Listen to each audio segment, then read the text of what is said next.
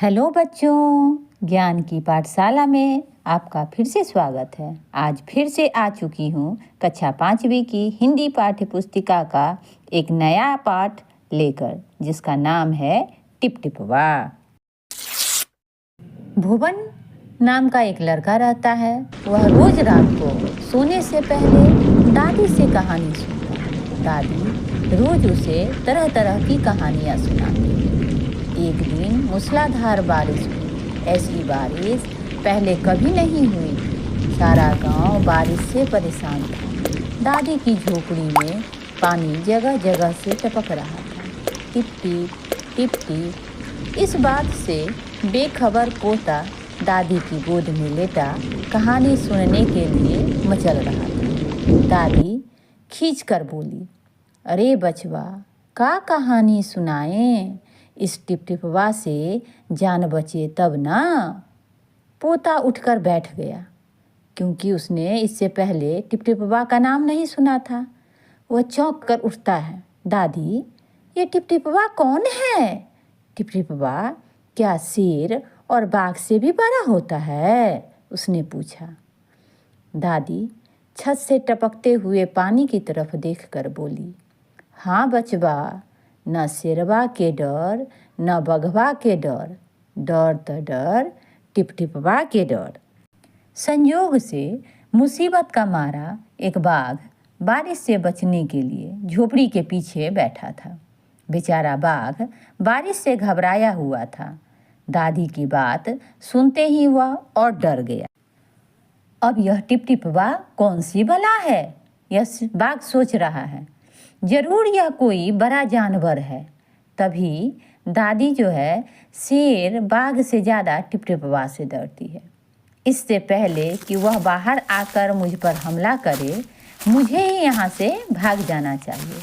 और यह सोचते हुए बाघ जो झोपड़ी के पीछे छुपा हुआ था, वह वहाँ से चला जाता है। बाघ ने ऐसा सोचा और झटपट वहाँ से दुम दबाकर भाग चला। दुम दबाकर भाग जाना एक मुहावरा है। उसी तरह से भोला भी रहता था उसी गांव में। वह भी बारिश से परेशान था। आज सुबह से उसका गदहा गायब था। सारा दिन वह बारिश में भीगता रहा और जगह जगह अपनी गधे को ढूंढता रहा, लेकिन वह कहीं नहीं मिला। उसका गदहा जो है, भोला को नहीं मिलता है। तब जाकर वह परेशान होकर अपने घर चला आता है। भोला की पत्नी भोला से कहती है, जाकर गांव के पंडित जी से क्यों नहीं पूछते? वे बड़े ज्ञानी हैं, आगे पीछे सबके हाल की उन्हें खबर रहती है। भोला की पत्नी जब ये बात भोला से कहती है तो उसको अपनी पत्नी की बात जच जाती है। वह अपना मोटा लठ उठाकर वह पंडित जी के घर की तरफ चल पड़ता है।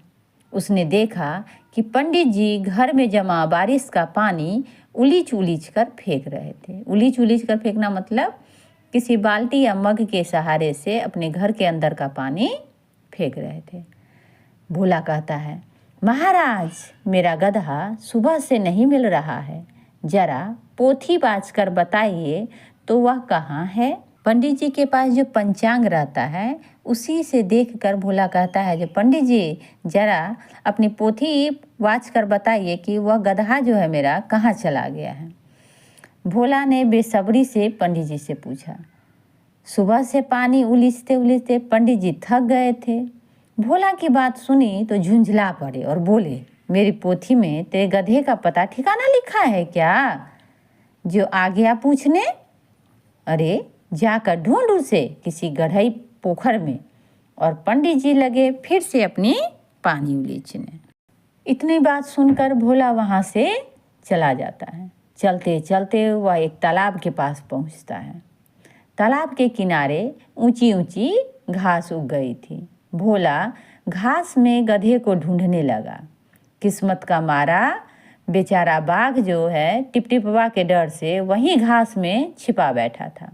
भोला की नज़र बाघ पर पड़ी, लेकिन अंधेरा और बारिश के कारण उसे साफ साफ दिखाई नहीं दे रहा था। भोला को लगा कि वह बाघ ही उसका गदहा है। उसने आव देखा न ताव, ये भी एक मुहावरा है। और वह लगा बाघ पर मोटा लठ बरसाने। बेचारा बाघ इस अचानक हमले से एकदम घबरा गया। उसे लगता है यही टिपटिपवा है, आखिर इसने मुझे ढूंढ ही लिया। अब अपनी जान बचानी है तो यह जो कहे चुपचाप करते जाओ। बाघ मन ही मन ये बात सोचता है। भोला लगातार बाघ के ऊपर अपना मोटा लठ से उसे मारते रहा और कहता है, आज तूने मुझे बहुत परेशान किया है, मार मार कर मैं तेरा कचूमर निकाल दूंगा। कचूमर निकालना भी एक मुहावरा है। ऐसा कहकर भोला ने बाघ का कान पकड़ा और उसे खींचता हुआ घर की तरफ चल दिया। बाघ डर के मारे बिना चू चपड़ किए भीगी बिल्ली बना भोला के पीछे पीछे चल दिया। भीगी बिल्ली भी एक मुहावरा है। घर पहुंचकर भोला ने बाघ को खूंटे से बांध दिया और शाम हो गई थी। शाम हो जाने के कारण फिर वो अपने घर के अंदर चला गया और सो जाता है। सुबह जब गांव वालों ने भोला के घर के बाहर खूंटे से एक बाघ को बंधा देखा तो उनकी आंखें खुली की खुली रह गई। इस पाठ में आंखें खुली की खुली रह जाना भी एक मुहावरा है। इसी तरह की और रोचक वीडियो को सबसे पहले देखने के लिए हमारे चैनल को लाइक और सब्सक्राइब करें और शेयर करना ना भूलें। धन्यवाद।